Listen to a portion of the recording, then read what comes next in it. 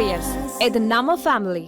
கோட்டக் மஹேந்திரா வங்கியின் பங்குகள் ஏப்ரல் 25ஆம் தேதியான இன்று பங்குச்சந்தையில் அதிகபட்சமாக 10% வரை சரிந்து ரூபாய் 1659க்கு சரிந்து அதன் முதலீட்டாளர்களை பெரும் சோகத்தில் ஆழ்த்தியுள்ளது. ஆர்பிஐ புதன்கிழமை மாலை வெளியிட்ட அறிக்கையில் கோட்டக் மஹேந்திரா வங்கி அடுத்த உத்தரவு வரும் வரையில் இவ்வங்கி ஆன்லைன் மற்றும் மொபைல் வங்கி சேனல்கள் வழியாக புதிய வாடிக்கையாளர்களை சேர்க்கக்கூடாது என்றும் புதிய கிரெடிட் கார்டுகளை வழங்கக்கூடாது என்றும் முக்கியமான சேவைகளுக்கு தடை விதிக்கப்பட்டுள்ளது என கூறியது. கோட்டக் மஹேந்திரா வங்கியின் டெக் தளத்தில் கண்காணிப்பு தொடர்பான பிரச்சனைகளை காரணம் காட்டி ரிசர்வ் வங்கி இந்த உத்தரவை பிறப்பித்துள்ளது. இதேபோல் ஆர்பிஐ கடந்த 2 வருடமாக இவ்வங்கியின் ஐடி தளத்தை ஆய்வு செய்து இந்த நடவடிக்கையை எடுத்துள்ளது. தனியார் கடன் வழங்குனரான கோட்டக் மஹேந்திரா வங்கி கடந்த 2022ஆம் ஆண்டு மற்றும் 2023ஆம் ஆண்டுகளுக்கான ரிசர்வ் வங்கியால் வழங்கப்பட்ட திருத்த நடவடிக்கை விதிமுறைகளை தனது ஐடி கட்டமைப்பில் கடைபிடிக்க தவறியதாக ரிசர்வ் வங்கி தெரிவித்துள்ளது.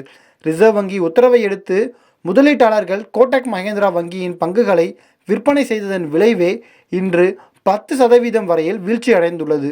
இவ்வங்கியில் இருந்து உதய் கோட்டக் வெளியேறிய பின்பு எதிர்கொள்ளும் முக்கியமான பிரச்சனை இது.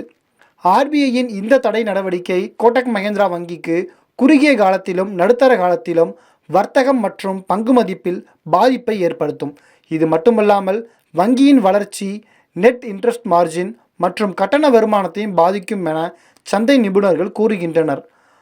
புதிய ரீட்டைல் வாடிக்கையாளர்களை இணைக்க கோட்டக் மஹேந்திரா வங்கி டிஜிட்டல் தளங்களை அதிகம் நம்பியிருக்கும் வேளையில் ஆர்பிஐயின் இந்த நடவடிக்கை வாடிக்கையாளர்களுக்கு பல்வேறு தயாரிப்புகளை விற்பனை செய்வதில் பெரும் தடையாக இருக்கும் என்றும் பங்குத்தரகர்கள் கருத்து தெரிவிக்கின்றனர். இதன் காரணமாக பல பங்குத்தரகர் நிறுவனங்கள் கோட்டக் மஹேந்திரா வங்கி பங்குகளின் டார்கெட் விலையை குறைத்துள்ளன. உதாரணமாக ஹோல்டு என்ற மதிப்பீட்டை அளித்துள்ளது ஜெஃப்ரிஸ் நிறுவனம்.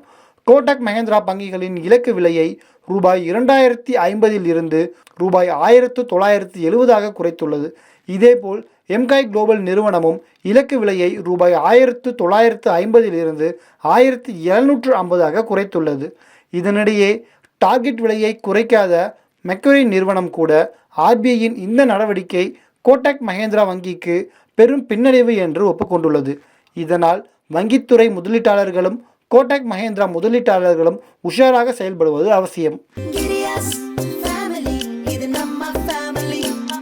அன்புள்ள Girius, இது நம்ம ஃபேமிலி.